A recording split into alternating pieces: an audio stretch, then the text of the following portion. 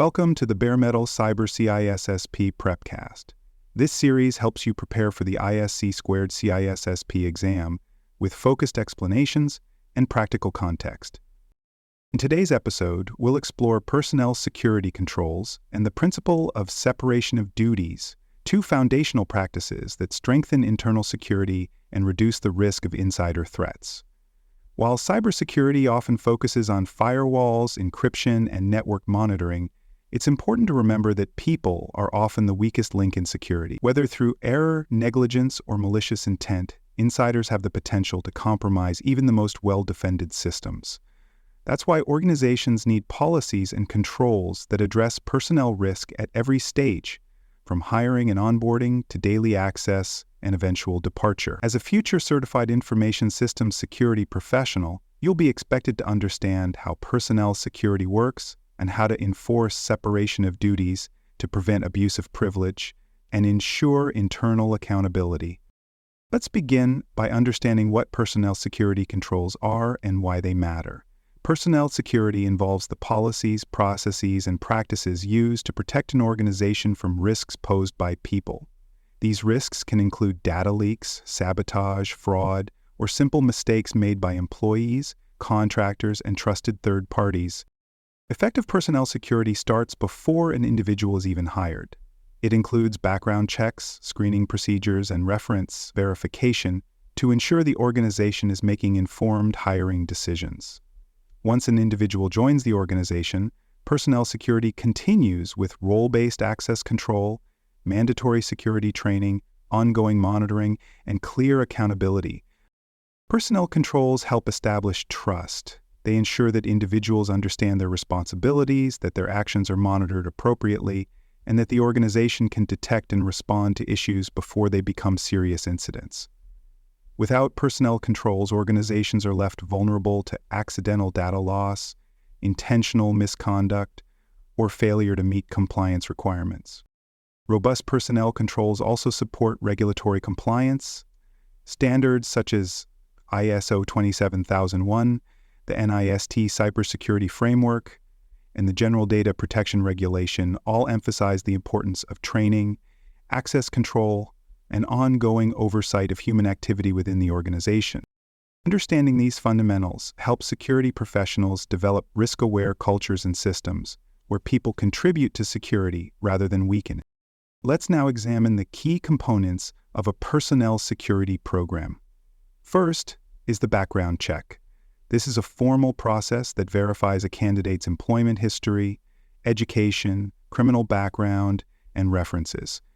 While not foolproof, background checks help screen out individuals with red flags that could indicate elevated risk. Second is security awareness training. Training should be mandatory during onboarding and continue at regular intervals. It should include topics like recognizing phishing attempts, handling sensitive data, understanding acceptable use policies, and reporting suspicious activity. The goal is to build a security-first mindset across all levels of the organization. Third is access control management. This means assigning access privileges based on job roles and applying the principle of least privilege. Each employee should have only the access necessary to do their job and nothing more. Role changes, project assignments, or departures should trigger prompt access reviews and adjustments. Fourth is performance monitoring. This includes monitoring for compliance with security policies, reviewing access logs, observing behavioral patterns, and tracking adherence to procedures. Monitoring tools, behavioral analytics, and regular reviews help detect anomalies and respond to potential threats. When combined, these four components, screening, training, access control, and monitoring, create a holistic approach to managing people, risks, and promoting a culture of security. Now let's discuss the principle of separation of duties. Separation of duties, or SOD, is a critical internal control that divides key tasks among multiple individuals. The purpose is to reduce the risk of fraud, error, or abuse of power by ensuring that no one person has the authority to perform an entire process from beginning to end. For example, in a financial system, the person who approves a payment should not be the same person who processes it. In IT, the administrator who creates user accounts should not be the same person who audits access logs. Separation limits the potential for intentional or accidental harm by ensuring that tasks are checked and balanced. SOD is especially important in environments with high-value assets, sensitive data, or regulatory oversight. It creates natural oversight mechanisms and reinforces accountability by ensuring that critical actions require collaboration, transparency, or approval. When implemented properly, SOD helps prevent insider threats, protects against collusion, and provides a clear audit trail for investigators or auditors. It also aligns with the principle of least privilege by ensuring that no single individual has excessive control. Understanding and applying separation of duties ensures operational integrity, deters misuse of power, and strengthens trust within the organization. For more information on CISSP certification and other valuable cybersecurity education resources, please visit cyberauthor.me.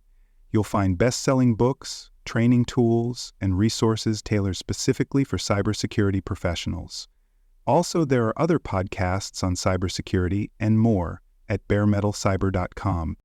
Let's now look at how to implement effective separation of duties. Begin by documenting job roles and responsibilities clearly.